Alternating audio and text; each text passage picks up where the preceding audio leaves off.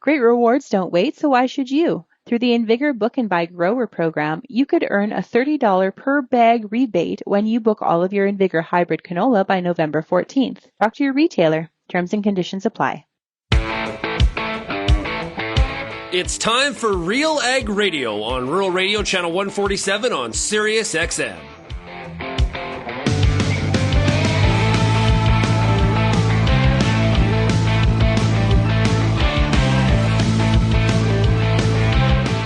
RealAg Radio and RealAgriculture.com is your home for insight and analysis of the issues that are impacting your farm business. Let's get real and get connected with RealAg Radio.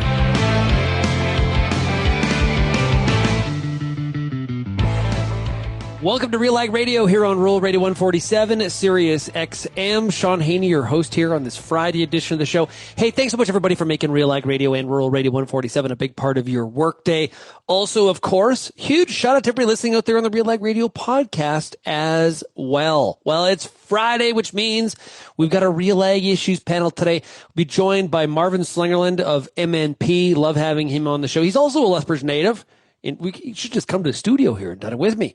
Marvin will be here with us today as well. Kelvin, Heppner, and Lyndsey Smith. You know them quite well, both from RealAgriculture. We're going to dive into what I would consider quite a busy week. It was lots happened this week. And it's one of those weeks where you're like, oh, that was on Tuesday. That seems like a couple weeks ago. It's just, fast paced, lots happening. We're recording earlier in the day today on Friday. So there is a federal government announcement related to, specifically related to canola and some of the issues with China. I know Kelvin's got some details on what we're expecting to hear. We are trying to line up Minister McDonald for an interview that will play on Monday's show. So stay tuned for that. So tune in Monday to hear what the minister has to say. We've got a lot happening. FPT meeting. We've got obviously Premier Moe's trip to China. He's tagging along Parliamentary Secretary for the Prime Minister, Kody Blois. We're going to talk about that. We got the IEPA appeals court ruling against President Trump. We've got that and I got in really late last night. I was in Lincoln, Nebraska, as I mentioned, speaking to the Nebraska Bankers Association, their agribusiness meeting. Had a great time. Lots of concerns that are very running parallel between Canada and the U.S. from a farming perspective.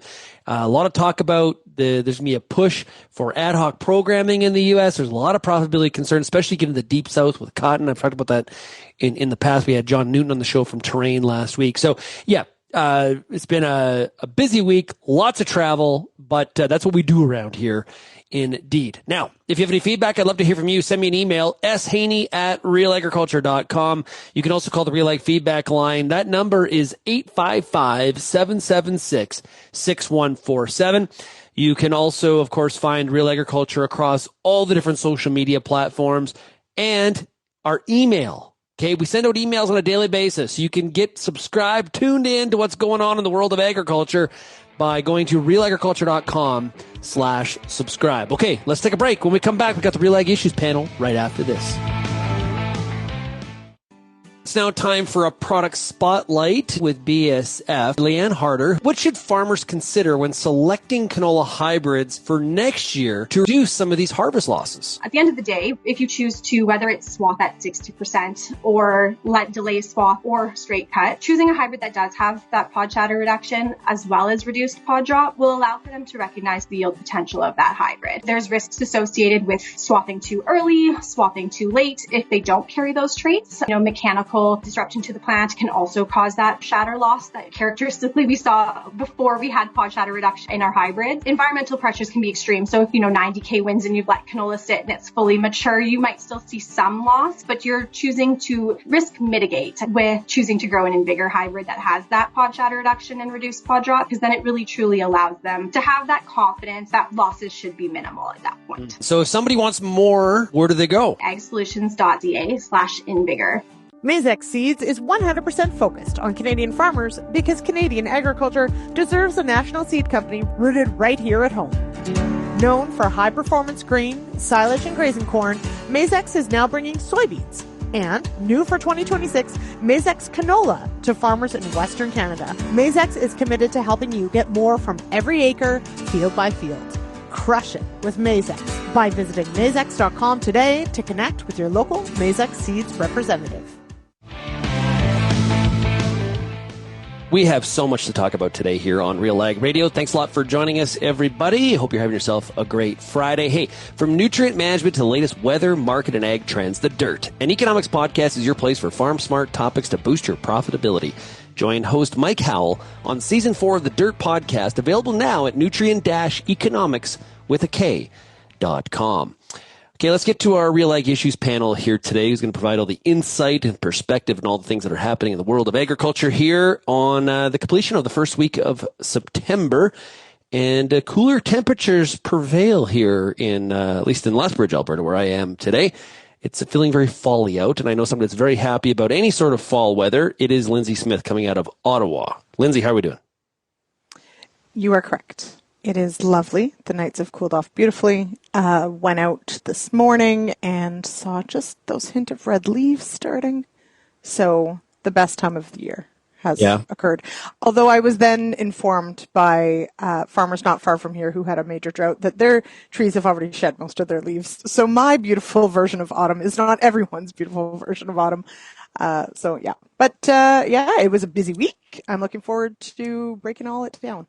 Yeah, I'm sure you've got your NFL football picks for us here as well today against the spread. I'm still working on those, but thank you. Well, you got a few commercial breaks. Yeah, I'll keep working on that. It was like yesterday. I was in Lincoln, Nebraska for the Nebraska Bankers Association, their agribusiness meeting, and they ended the lunch program a little bit early. And the guy's like, you know what? We got about a half hour. Gives everybody time to make sure they got their fantasy football leagues, their rosters set and ready to go for tonight. So it was a good reminder. Also joining us, as one would. Also joining us is Kelvin Heppner, coming out of Altona, Manitoba. Kelvin, how are we doing?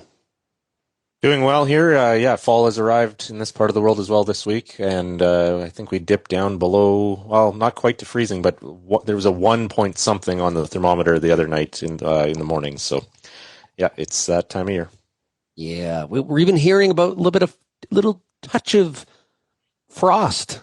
In parts of Saskatchewan, right? Mm-hmm. Yeah, we've seen a couple of reports today of frost and quite a hard frost in some areas. So definitely a concern for canola that perhaps was not quite ready yet. So we'll be looking at how widespread that is and how producers can manage that for sure. Yeah, for sure. Also joining us is Marvin Slingerland, based out of Lethbridge, Alberta. He is the Senior Vice President of Agriculture for MNP. How are we doing today, Marvin? Pretty good, Shaun. And it feels like fall in Lethbridge this morning, 4 degrees. And last night when I came home, it was quiet night and the combine dust in the air, and it's definitely fall weather right now. Yeah, I pulled into my driveway at 1 a.m. and there was like this, not like frost on my wife's her vehicle's windshield in the driveway, but definitely like a heavy cold dew. We're getting close. We're getting close, Marvin. Yeah, absolutely. You're probably happy though. Hunting season, like right here. Like it is. It's around the corner. Unfortunately, I didn't get very many draws this year, but it'll still get out there for a few days. So yeah. What will you be trying? Like now, people that listen to the show know that last year it was last year, right? You got a cougar. So yeah, what are we after this year? My kids are looking for a cow elk and probably a couple deer for the freezer. Nice. Yeah. Nor I'm going for some jerky. Kelvin, do you hunt? The gophers on the yard, muskrats in the pond. I haven't made a lot of time the last few years to get out beyond that. Yeah. I aspire to. I never have, but now the walking and stuff like that would be great. The people that go out and like crawl on their stomach for 2 miles, that doesn't seem like fun. Shaun, I can't picture you sitting in the cold for hours on end. That's the other problem. Yeah, you're just not going. Cold. My problem is I can't be quiet that long. So it's not something I'm going to do, everybody. Yeah. Fair enough. Anyway. Okay. We're recording this early Friday, based just due to some schedules and trying to sort everything out. But we are expecting, Kelvin, some big news out of the federal government today related to not just agriculture, but related to specifically to dealing with canola. What are we hearing? Yeah, that's right. So the cabinet met this last couple of weeks, or last couple of days, I should say, in the Toronto area, and they, coming out of that meeting, are making an announcement this morning. Prime Minister Mark Carney in the Toronto area at 11 a.m. Eastern is announcing support for strategic sectors, and this includes the steel and auto sectors, but also agriculture sectors impacted by tariffs. And our understanding, things to pay attention to here are increases to the limit to the cash advance program, the advance payments program for the next 2 years, $500,000 limit for 25 and 26, as well as changes to clean fuel regulations potentially down the road. Some of that more short term, some long term in terms of there's talk about a 2-year incentive here for domestic renewable diesel production.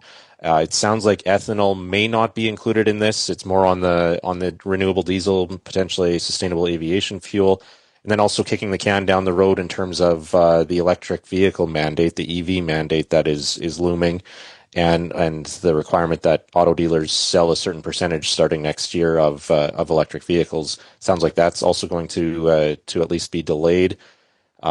There's a number of other supports in here as well for other sectors, some big money for the steel sector, it sounds like. But yes, these are all things that I would say we haven't confirmed, but things that we're watching for in this announcement, which is happening later today. Marvin, at first glance, does this move the needle for producers? Is this welcomed, or what are your initial thoughts, assuming that this is what gets rolled out? Well, the cash advance program will be welcome news for a lot of our producers. And if you really look at it, if it goes up to whether it's 250 or 500 or maybe even higher, like the interest savings are substantial every year. Like you're looking at 10, 15, 25,000 interest savings annually. So it's a well-used program, what I see from our client perspective. Things like the renewable or the biodiesel initiatives, things like that, I think it could create alternative markets for our canola products. So if there's more investment in that sector, I think it's good news for producers. Yeah, Lyndsey, when I started to get text messages yesterday about some of the potential changes to the CFR and what's going on, trying to create some systemic demand changes, I was sitting in the airport in Lincoln, and I thought to myself, this is a very American-style solution. This is what we would see and would be very well celebrated.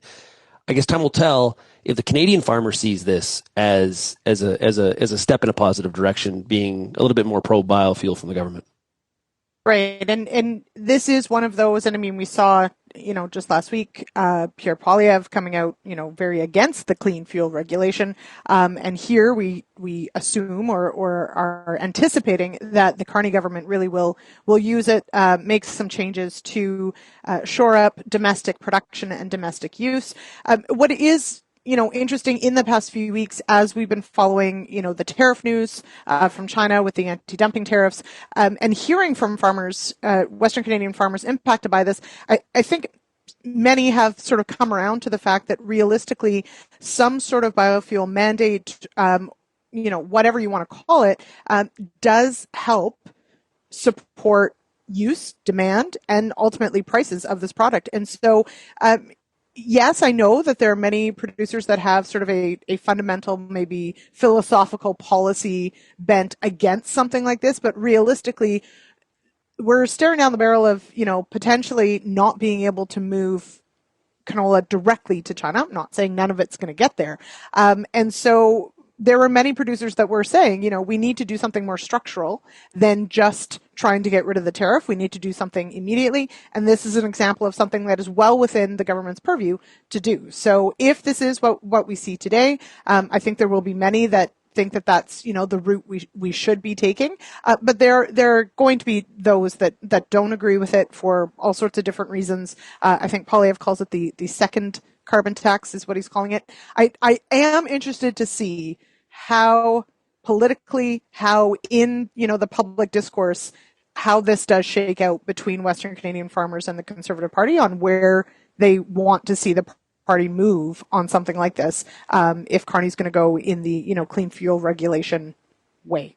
That I'm fascinated to see how this works. Yeah, and obviously we don't have numbers to what potential increase of actual raw canola seed or oil, right. Higher blend rate or whatever that looks like, and more 45Z sort of incentives for domestic processors. But Kelvin, this continue the biofuel front continues in both the U.S. and Canada to be pitched and pushed by government relations, pro-biofuel groups, continue to be pushed as a diversification away from China. You can add India to that because India's relationship with the U.S., I don't know where that sits here today. It's gotten beyond ugly. It is a diversification against being held captive by those trade partners that are kind of being not very friendly. No, exactly. Well, we saw President Trump this morning post on social media that it looks like, quote, "We've lost India and Russia to deepest, darkest China," end quote. So certainly not looking promising on that front in terms of huge demand for North American commodities specifically, but North American market in general, exports to those giant markets in India and China there, and repairing those relations in any time quickly. So yeah, to me, it's sure there is still political risk, and there is always a chance that a political party that isn't in favor of this biofuel policy gets elected, and the rug gets pulled out from the industry or from that demand. That is certainly always a political risk, and I understand farmers' concerns about having this demand that is created by government regulation with the stroke of the Prime Minister's pen, or the Governor General's pen, I should say, and so. I understand that concern, but I think there is an argument that the risk to domestic demand, there's less risk. There's more controllable variables there in terms of that demand if we have a larger domestic biofuel processing industry than there is with exports to China, which come and go every 3 or 4 years. They turn the tap off or open it again, that kind of thing. Well, and to Lyndsey's point, the conservative messaging this week on the CFR being the second carbon tax is really tone deaf to the current situation. And you can say the CFR needs to be fixed. You could say it needs to be scrapped, but you need replaced with something better. Replaced, yeah. But you need to. The conservatives have to come up with some sort of biofuel policy going forward that it's sensitive to the current situation with China, because it's just the timing very poor this week. I can't be critical enough about that, and because of the timing, what's going on with China. Before we have to take a break, Marvin, just curious. In July, actually with MMP, we looked at through RealAg studies, we looked at risk management tools. And we asked about participation in the advanced payments program, okay, which there could be some changes to today. And the national average is about 28% of producers, but farm size has a definite impact on whether or not you're using the cash advance program.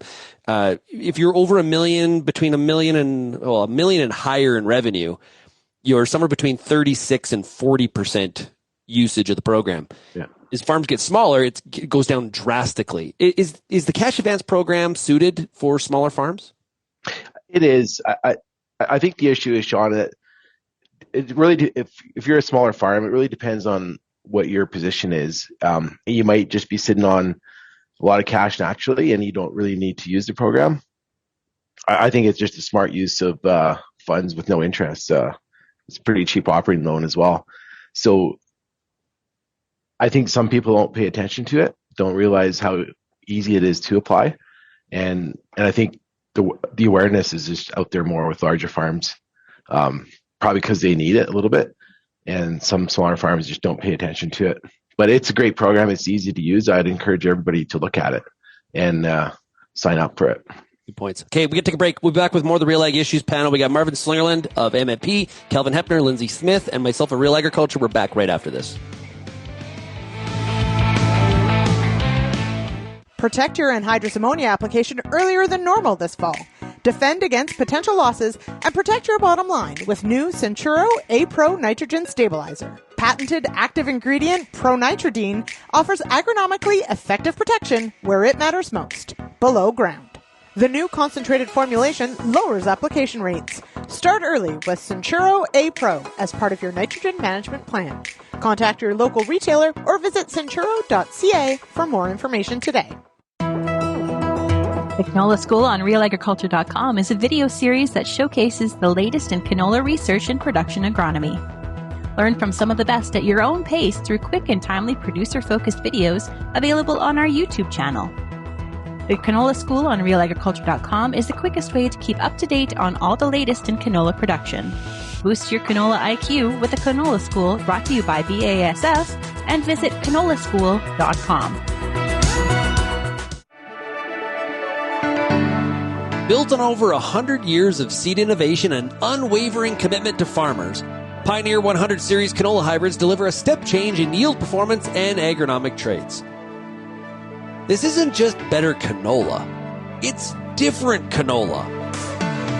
Pioneer 100 Series. Contact your local Pioneer sales representative or visit pioneer.com/100 series to learn more today.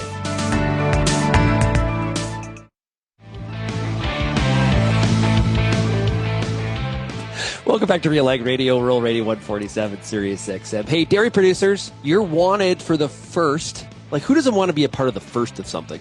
It is the first American Dairy Expo, November 5th and 6th at the Champlain Valley Exposition in Vermont.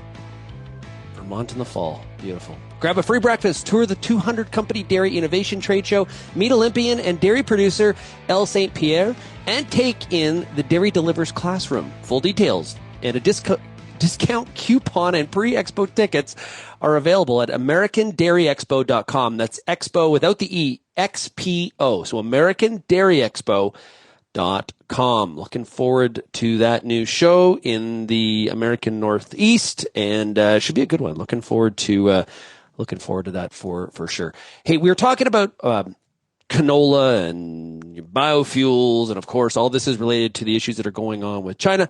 But Kelvin, we've got Kody Blois, Parliamentary Secretary to the Prime Minister. He's going to be riding shotgun with Premier Moe from Saskatchewan, going to China on that trip. Yeah, they're headed out here this weekend to China. This was one of the announcements coming out of the Prime Minister's meeting with Cabinet this week, was that his Parliamentary Secretary, Kody Blois, who was Ag Minister for a short time ahead of the federal election. We sometimes, I think, forget that in that recent history. He was also the longtime chair of the House of Commons Ag Committee. He's joined us on the Friday Issues panel before. So Kody's certainly familiar with the file. He was in Saskatchewan a couple of weeks ago for that meeting with Moe and canola industry leaders.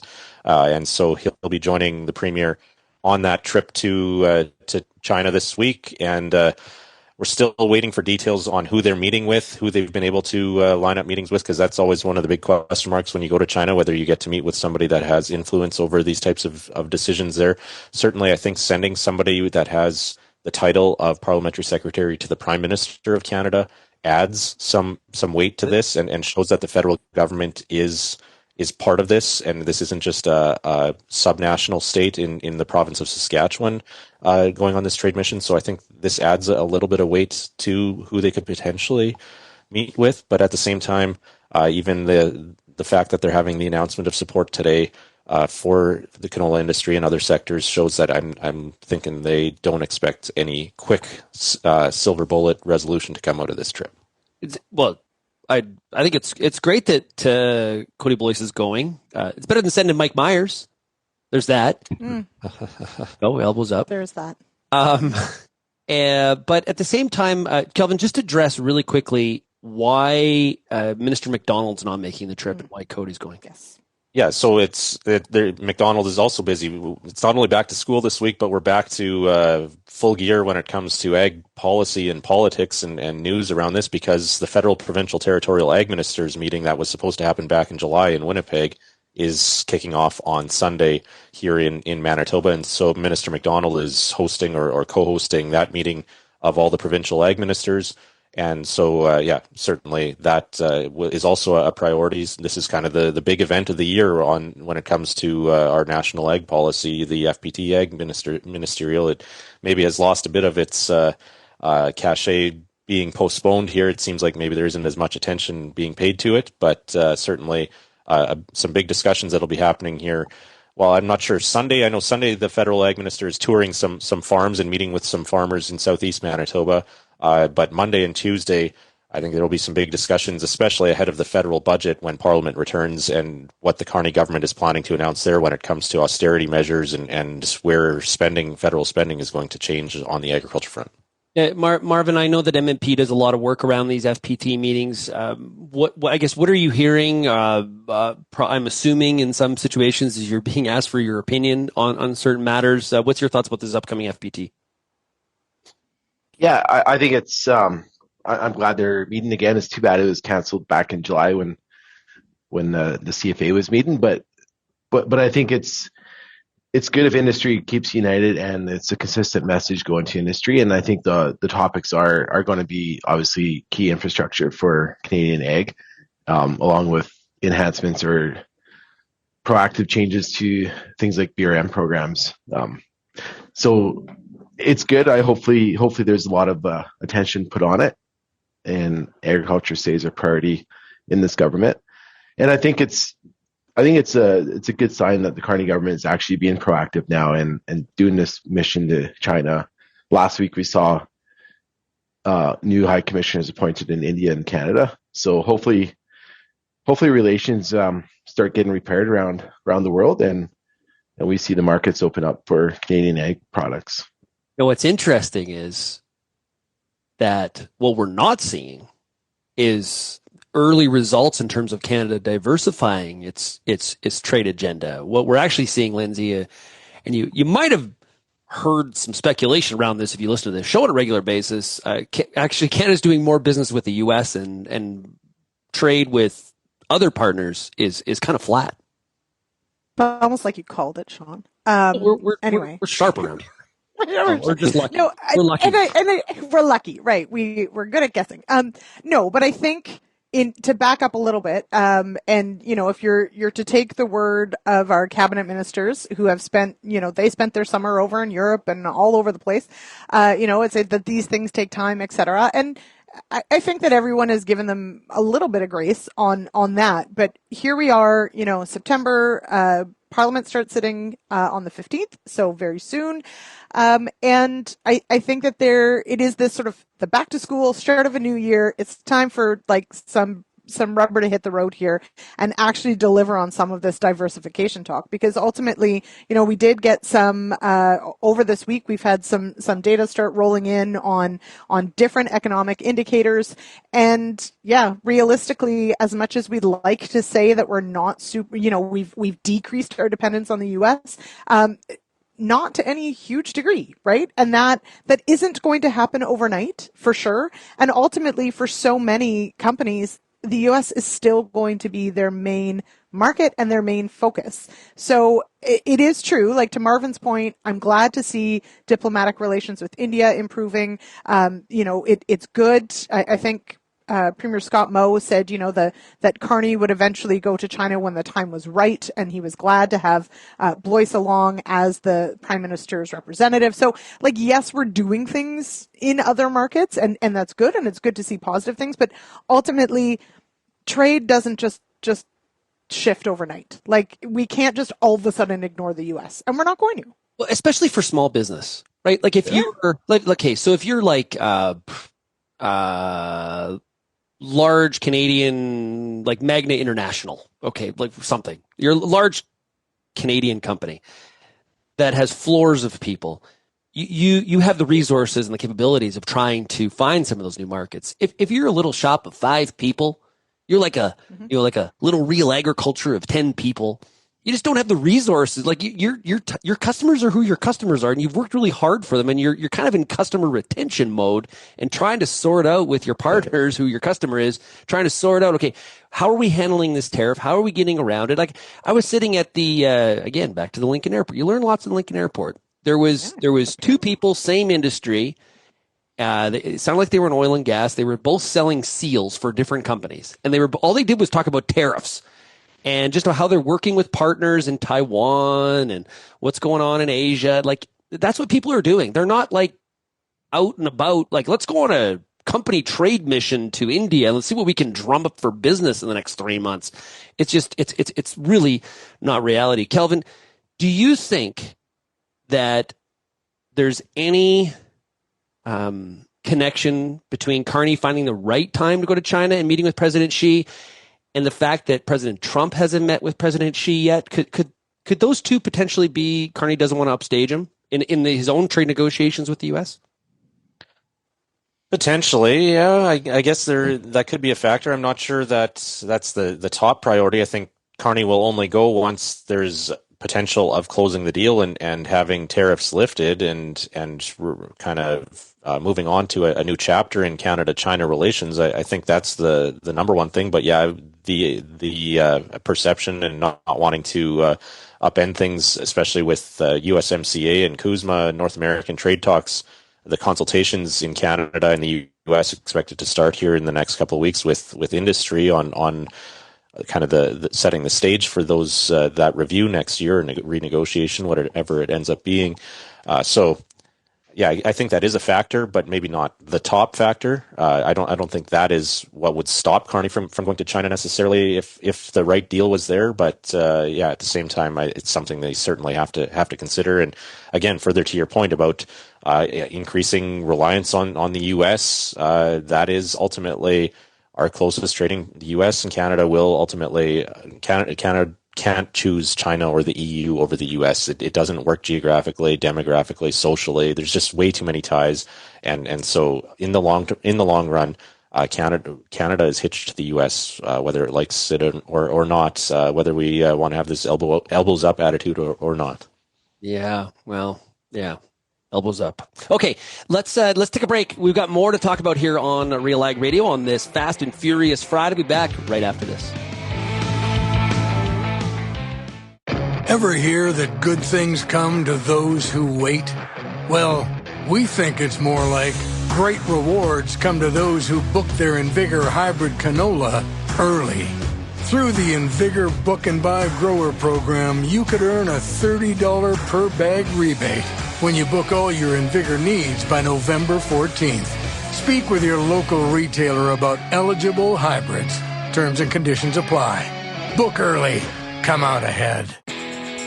The Pulse School on RealAgriculture.com has everything you need to get your crop off to a great start and a strong finish. Whether you're growing chickpeas, faba beans, lentils, or peas, you'll get all the latest and best agronomic information at PulseSchool.com. A library of top-notch agronomy videos from industry experts available on demand at your fingertips. Visit the Pulse School, brought to you by BASF on RealAgriculture.com.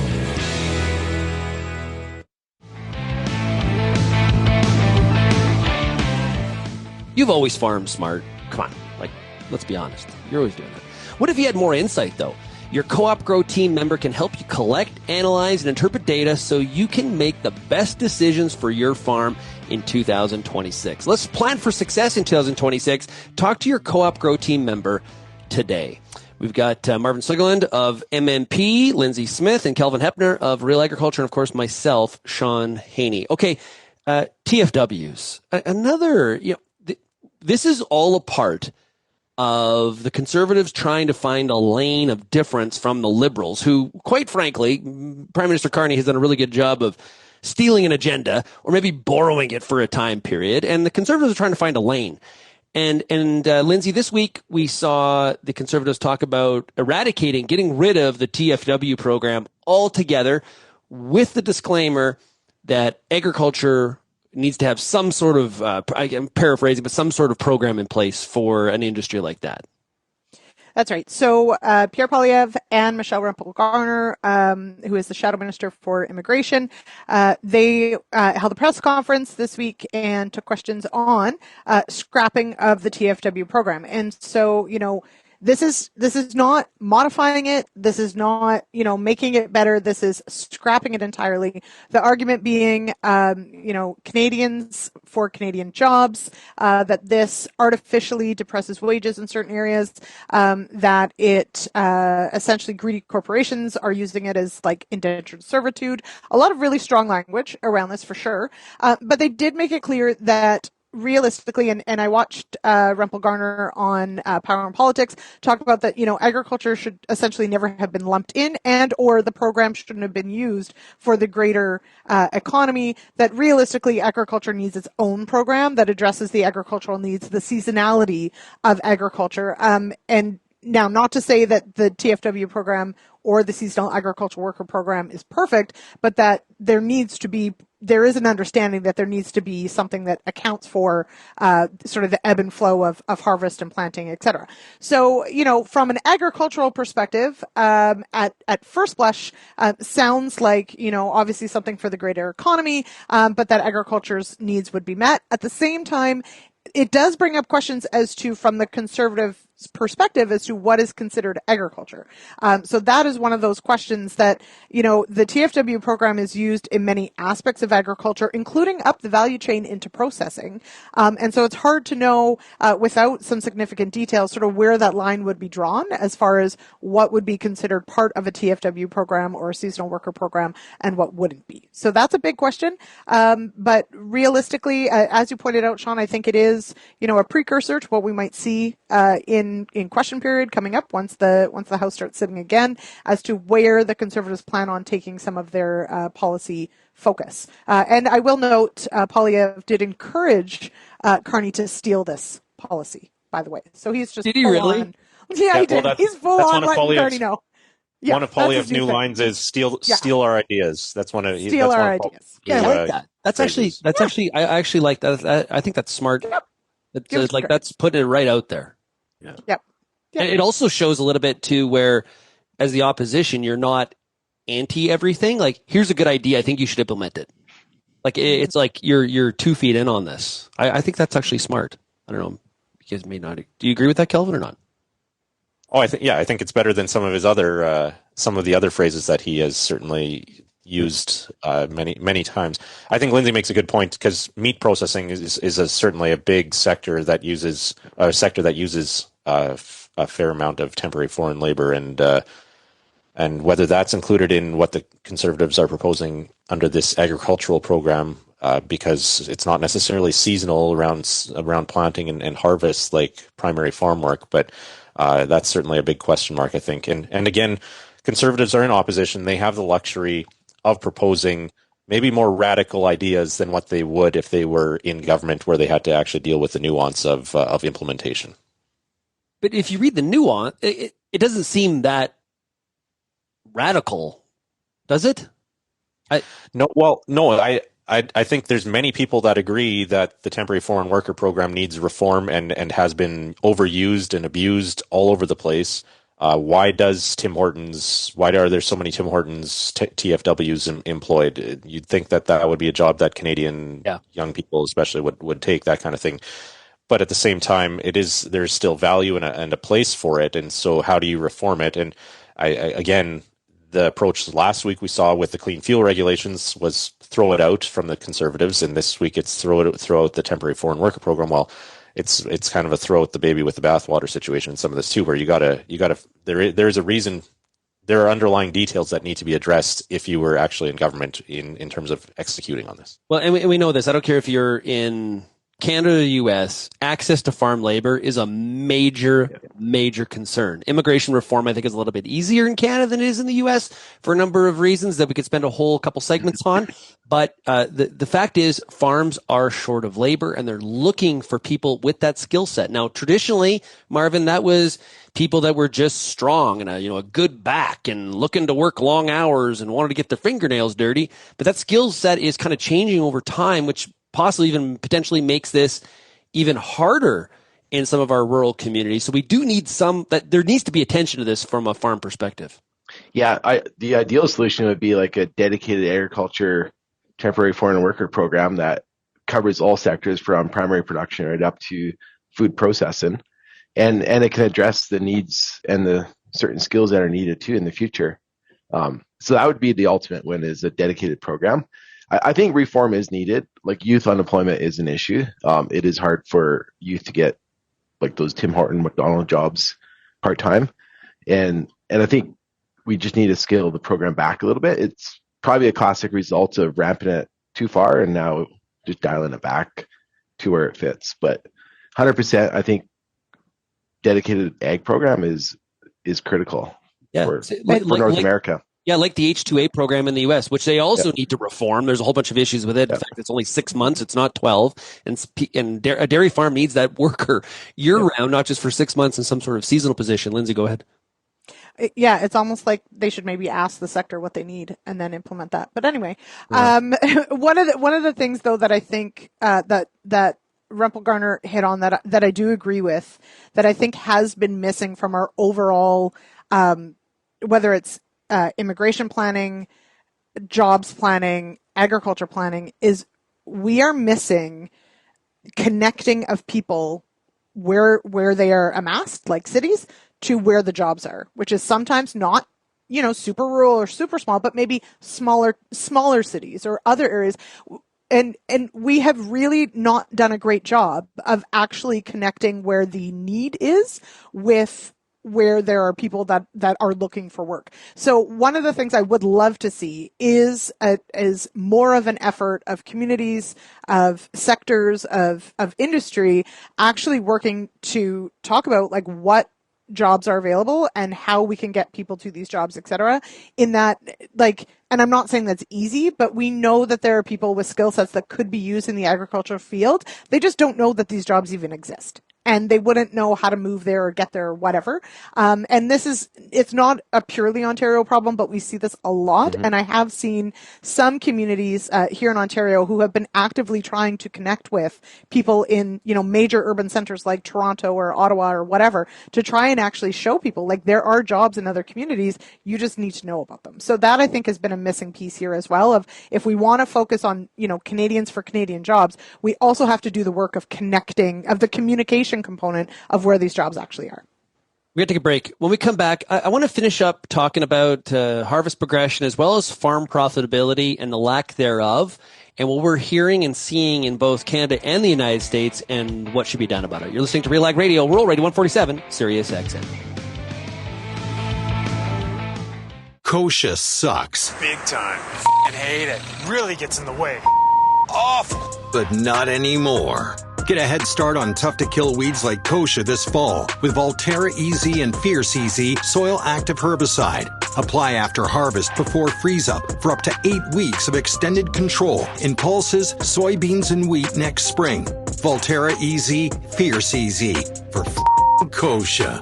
Visit newfarm.ca/kochia. It's summertime, and you've got a lot of important decisions to make when it comes to your corn crop. Let the Corn School on RealAgriculture.com help guide you through those big decisions with input from leading experts in the field. If it's spray timing, disease identification, or any other field issue, the Corn School's got you covered. The Corn School on RealAgriculture.com, brought to you by BASF and Pride Seeds.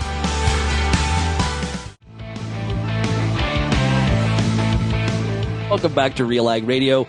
Here on Rural Radio 147, Shaun Haney, Lyndsey Smith, Kelvin Heppner of RealAgriculture, as well as Marvin Slingerland, who's the Senior Vice President of Agriculture with MNP. Okay, I want to talk about farm profitability. There is major concerns out there. Everybody knows the reasons for it. Commodity markets have really not cooperated, trade, tons of disruption, and input prices. I think the common phrase or descriptor would be sticky. And we heard Josh Linville from StoneX on this show. It's going back, I think, a couple weeks now. I don't think it was last week. I think it was a couple weeks ago, where he talked about, don't expect nitrogen and phosphorus prices to be going down. They are not, based on what the fundamentals are saying. So, you look at USDA's forecast for 25 and 26. You look at some of the stuff that has been published by StatsCan. It's kind of ugly out there, and obviously we have thoughts for our producers about our audience and the farmers and ranchers across Canada, and the U.S. about that. So I just wanted to make a reminder to everybody, from mental health perspective, be on full alert yourself, your neighbors, your friends, your peers, and get help where needed. I'm not sure how else to describe that, but just be aware of it. Marvin, how would you describe the current situation as you look across the country? I think producers are it's definitely taking a turn downhill, especially in the prairie provinces, Shaun. We're commodity prices dropping and input costs still stayed high. And this year we saw about 30-40% of our clients trigger ag stability in Saskatchewan, Manitoba. So big picture, it is going down.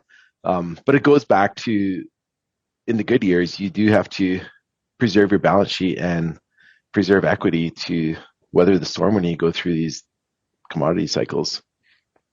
Yeah, I saw JP Gervais from Farm Credit Canada had posted on LinkedIn that farm cash receipts, as reported by StatsCan for the second quarter of 2025, present a nuanced portrait of the Canadian agricultural economy. Overall cash receipts increased 3.3% year over year. We project 2025 receipts by the end of 2025 to be 3.1% higher than 24. That's receipts. That doesn't mean more profitability, Kelvin. No, and there's some big numbers in the cattle sector that haven't been seen in a long time. It's overdue, but certainly that is the exception to a lot of the trend that we're seeing in terms of profitability on the crop side of things right now.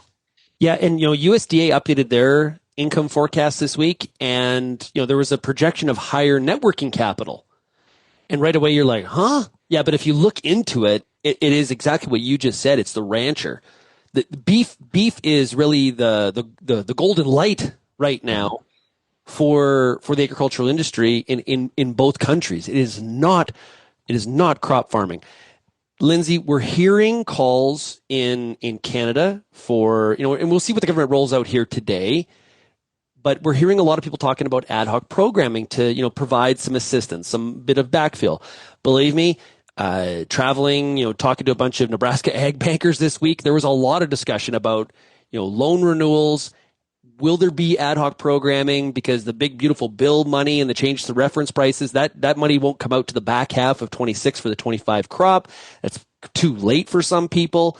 But there is concern, Lyndsey, when you do have ad hoc programming, it gets us on some sort of a wheel, right? Where we start to rely on it.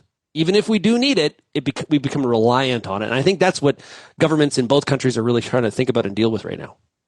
Well, and I think, the more I have learned about, the U.S. system of farmer support versus the Canadian, I mean, we are very different in that way. Ad hoc programming or direct payments to farmers, it's just not as direct in Canada. And while there are sometimes calls for it, it does, and I think there's been a lot of frustration. And I understand entirely why. If we think about something like the tariff on fertilizer a couple of years ago, where farmers had to pay it and they were out that money, and then the Canadian government was like, nope, we can't give it back to you. We're going to give you a different program. I think that there's frustration over things like that, which it was a line item. You could have said here, I paid this, give me this money back. But overarching and overall, and Shaun, you point out sort of the delay in some of these programs. So many of our support programs or business risk management, et cetera, they're based on the previous year, right? And we have to file all our taxes and file our paperwork and do all that, and then we wait. So there's always a lag in some of these risk management programs, and so it really does come down to Marvin's point about preparing for these things and making sure that in the good times you're preparing for the bad times. Is that ultimately, yes, an ad hoc payment could really help in times where there's an incredible amount of volatility or all these things have stacked up against a producer. I mean, we've talked a bit about sticky input prices and not great commodity prices, but we haven't, there's land prices in there and there's equipment prices in there and there's parts prices in there that have, honestly, they are not coming down. And if anything, they've just gone up. So realistically, we do have to think about not just how our programs are designed, but how quickly things can actually get rolled out when supports need to be, how much faster some of these programs can work. To the point, though, of becoming dependent on an ad hoc payment, I mean, we only have to look to the U.S. really to look at how dependent, how it just becomes baked into your business model, right? If you know that this money comes in at this amount, you just sort of bake it into your income, right? And then it becomes, you start to, I mean, money is one of those things that the more you have of it, the more you spend, unless you're really disciplined. Yeah. So if there's money coming in, it goes out. That's all there is to it. I'm becoming kind of obsessed with it. I do have to admit, and I'm planning on spending some time on the weekend on this because It's just because who we are. Because you can't help yourself. I'm trying to sort out some of the differences because if we talked about the machinery sales as an indicator, they are holding in Canada. The Canadian farmer is not backed off buying new machinery compared to last year or the 5-year average for the most part. In the U.S., they have. Like I was talking to a friend this morning that is in the ag business in the U.S. and he says he notices the same thing, even comparing like North Dakota to Iowa. Differences in terms of how farms are doing. Sort of like I talk about how it feels different being in Western Canada versus, say, where I was yesterday in Nebraska, or if you even go into the Delta where cotton is and they're losing $400 an acre, it's really bad. Kelvin, I'm really curious on the things that farmers can do to kind of weather this storm that they're in control of, and I think that's important. There can be external variables like government help and support and better programming, but also there's personal responsibility too to really, really do what you can to control the things that are in your grasp. And this is the time of year to do it if you're in the crop business, because you're looking at pricing fertilizer for whether you're putting it in this fall or looking at buying it in spring, what your options are there in terms of maybe you go back to applying anhydrous ammonia because it's the most economical and liquid prices are crazy right now. So that kind of thing is certainly the conversation. And I think the math that's happening or should be happening in the next couple months here. But yeah, there is only so much you can do, and a lot of it has to do with preparing for these times during the good times. And I know some people talk about every 10 years you should kind of set up your business that you have 2 good years, 2 bad years, and the rest are average kind of thing, or break even, that kind of thing. So that's we've maybe had more good years than not the last decade or two, and so there will be some adjustment here. And I think a lot of this. Are we going to, and this is a discussion that I'm sure, for example, the federal and provincial ag ministers might have in the coming days here in Winnipeg at their annual meeting. How much effort should government put into keeping farms in survival, in keeping farms afloat? Maybe is there room for less competitive farms, the ones that are less efficient, to drop off here, or do we not want any of that? Like those are some real difficult conversations. And somewhere society years ago decided that we like having lots of farms in the country, and that having lots of farms is good for small communities and rural parts of the country. But I think that's a conversation that I'm not sure whether we should, as farmers, expect the rest of society to continue to value that the way that has been in the past. And so some big conversations, discussions that need to happen all over the place. Well, that's a heavy way to end the show, Kelvin, but we're going to end there. So, hey, really appreciate everybody's perspectives here today. Fantastic stuff. Marvin, have yourself a great weekend here at the end of September, or beginning of September, I should say. Thank you, Shaun. You as well. Great stuff. That is Marvin Slingerland. He is Senior Vice President for Agriculture with MNP. Kelvin, all the best to you. Thank you. Go Bombers. The Banjo Bowl this weekend. Oh, I thought we weren't supposed to call it that anymore. Oh, Saskatchewan people have thicker skin than that. They're okay with that. They're okay. Lyndsey, all the best. Cheers, everybody. And of course, it is week 1 for NFL football. It is week 2 for college football. So all eyes for sure, at least in our house, on that. Okay, if you have any feedback, send us an email, shaney@realagriculture.com. Thanks so much for getting real and getting connected with RealAg Radio. For those of you listening to the podcast, we have got a short bonus segment coming up right after the show is over. Cheers, everybody.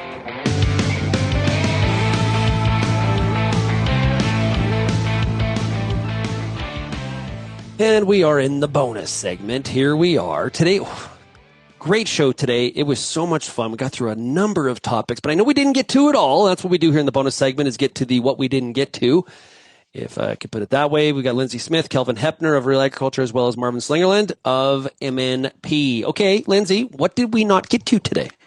Oh, crumb. I knew you were going to go to me, and it's like, Oh, I don't know. I'm busy with stuff. What didn't we get to this week?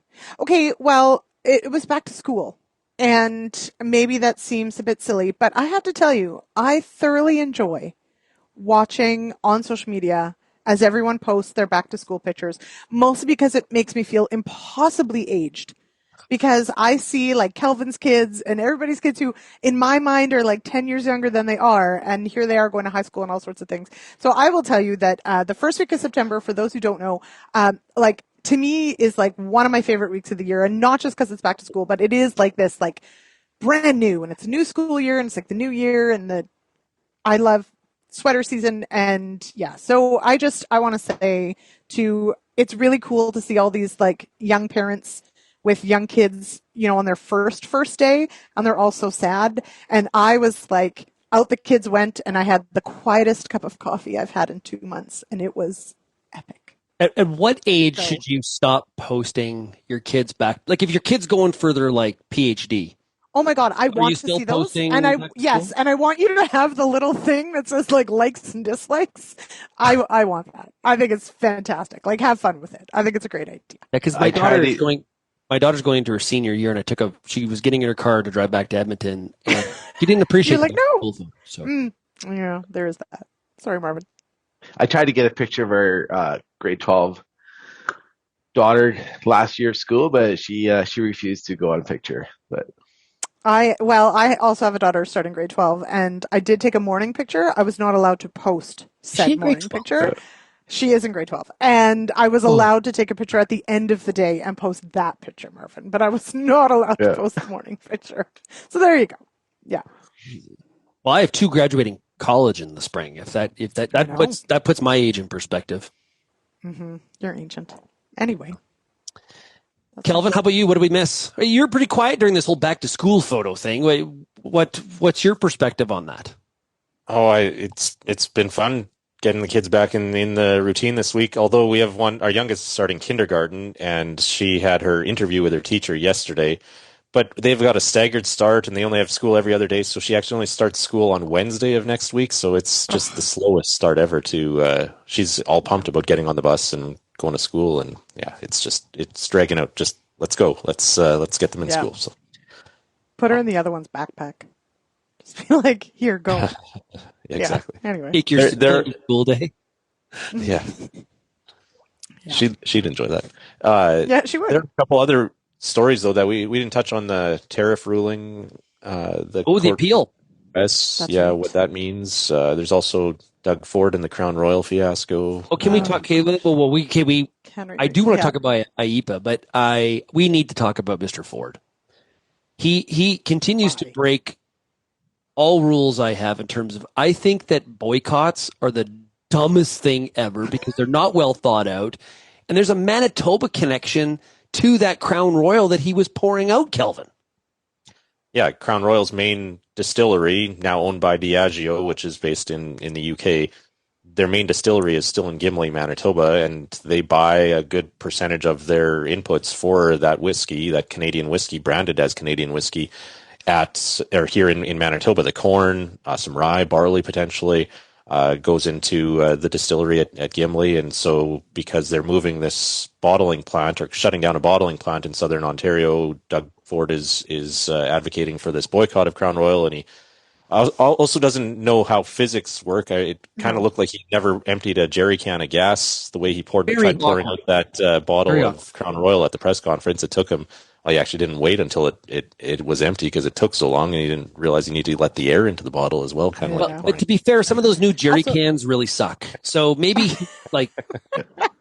maybe. But also he poured it all over his shoes. I don't know. I guess it makes good political theater, I suppose. But it went viral on social. It's certainly we're talking about it.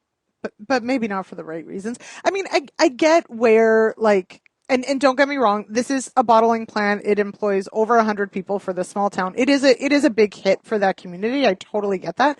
But at the same time, the brand Crown Royal, and if we think Canadian, it's not like they're leaving Canada or that it's some, American company or whatever. It is a bottling plant. So yes, that sucks, but I don't know if it really deserved to dump out an entire bottle and to now boycott Crown Royal. Really? The Canadian dumbness around boycotts. It is completely. We're going back to the dumbness. Well, this is a great example where we keep on arguing there's these integrated supply chains, complementary supply chains, however you want to put that.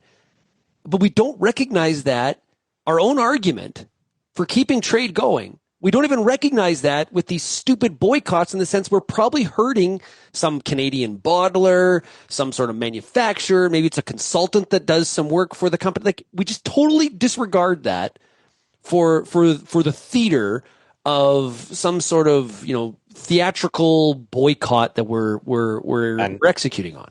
And the warm, fuzzy feelings we get for it feeling like we're doing something about it. Yeah, that's especially with the well-known brands, like you go around the world, you ask for Canadian. Everybody knows Canadian whiskey. Yes, and Crown Royal is, like, to me, it's an iconic Canadian whiskey brand. But Yeah.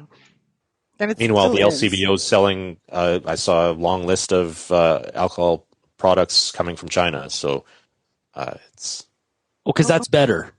Well, but it's just hypocritical all over the place here. Exactly. Anyway, speaking of Canadian icons, what happened to Wayne Gretzky? Where'd he go? Remember when he was like all in the news? Did he like? I don't know. It's off season. Just off season. Yeah, it's his off season. What are you worried about? Yeah, I was thinking about that yesterday on the plane. I was like, what happened to Wayne? Some conditioning training. I would have gone into hiding too. People were all over him. Yeah. Okay, IEPA tariffs. So we had Jim Wiesmeyer, DC policy analyst, also with the Wiesmeyer Perspective podcast. I encourage you to check out. But Jim was on the show talking about these IEPA tariffs, and I guess the messaging there, Kelvin, is even if the Supreme Court does rule against the president, and this was a pretty split decision in the appeals court. It wasn't just a unanimous. So depending on how that goes, even if it goes against the president, the tariffs necessarily aren't going away. There's other avenues they can use. So this isn't like, I think what I've seen is a little bit of celebration in the media outside of the US, like, hey, this is going to put the president in his place and tariffs are going to be over. But I'm not sure that's actually the reality. What was your take on that this week? I think that is it's not all or nothing. It's the tariffs. If this IEPA gets overturned in the Supreme Court, so after your conversation with Jim, since then, President Trump has asked the Supreme Court to hear this case expeditiously, and there is a timeline now. It sounds like October-November timeframe is when oral arguments could be happening. So, and that's something that we should dig into further, the details there, how that lines up with when this appeals court extension lasts till October 14th. Yeah, so I'm not sure that the oral arguments will be able to happen before that, and what that means. That's something we should look into. But I think the other ways of implementing tariffs are much more difficult and restricted. So Section 232, for example, is a mechanism that the Trump administration has used, both Trump 1.0 and 2.0. But there it's limited to certain sectors, and there has to be a national security argument there as well. And so that it's more restricted, more limited, and can't be as broad-based in general as the IEPA tariffs, the 35% that Canada currently faces, for example, on things that aren't covered by CUSMA. And so I think it definitely takes the biggest tool out of their tariff toolbox. And so sure, tariffs will still be a thing and still be a factor that the Trump administration is probably advocating for and pushing for and using as a negotiating tool, but their biggest hammer may be removed by the court from their toolbox. I'm pretty fascinated by, and one of the things I talk about in some of my speeches the past couple of weeks is the use of some of that tariff revenue to be used as the Credit Commodity Corporation, the CCC, that would be that ad hoc funding source to backfill some of the loss in farm profitability. That seems to be a path that many seem to be possible. Hey, farmers, you're taking this on the chin, whether that's true or it's not true, based on the trade war. But that is something that we're watching very closely. It's something that certainly seems politically acceptable from a lot of the key Republicans on this file, that they are saying that's something that they would like to see looked at too, whether that can work. But how do you spend that? How many times can you spend that tariff revenue if you're also decreasing 3 times income tax on low income earners in the U.S. and that type of thing? Yeah, that's one of the points I make, is that there's 3 options. 1, it's used for ad hoc programming. 2, it is used to, for the federal income tax idea. I've talked about that on the show before. But 3 would be deficit and debt reduction, and that probably is a very large long shot because that doesn't seem to be the appetite whatsoever currently. Marvin, what else did we not chat about here today? I don't know, Shaun. I think we covered a pretty big range of topics here. Back to the tariff discussion here. It's interesting though, because if tariffs get repealed or you can't be enforced, then suddenly the economy is super volatile again in the States too. Like if you have to start jacking income tax rates and funding gets cut off. So it'll be an interesting 3 more years here dealing with the administration. So and refunds. Yeah. Like what about refunds? Well, and there's and Shaun can talk about this. There's a market now for kind of recouping those refunds potentially, right? Yeah, companies are selling off the rights to their refund to try to generate revenue to compensate for the tariff costs in the upfront. So it's almost like you, and Marvin, you've seen some of this with clients where you sell your overdue receivables, where you sell your overdue receivables to somebody to recoup a portion of your costs.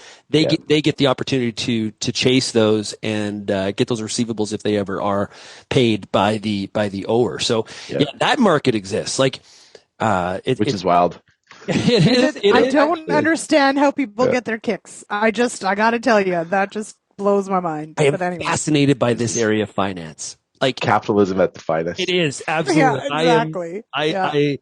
I love the creativity. Now, sometimes that creativity can work against you, but I do really love the creativity. And one of the other factors here too is we've already heard it this week. The White House saying, "Listen, if the Supreme Court rules against us and we can't use these IEPA justification, that could potentially unwind some of these trade MOUs, trade agreements we've already negotiated with countries like Japan, the UK, and others, and that would be significantly detrimental to the U.S. economy that already there is concerns about." The U.S. jobs number came out this morning, below the expectations. So if everybody thought that President Trump fired the person put together the jobs number, we were going to have these lofty jobs numbers. That did not happen here this morning. And Kelvin, the Canadian jobs numbers weren't exactly spectacular either.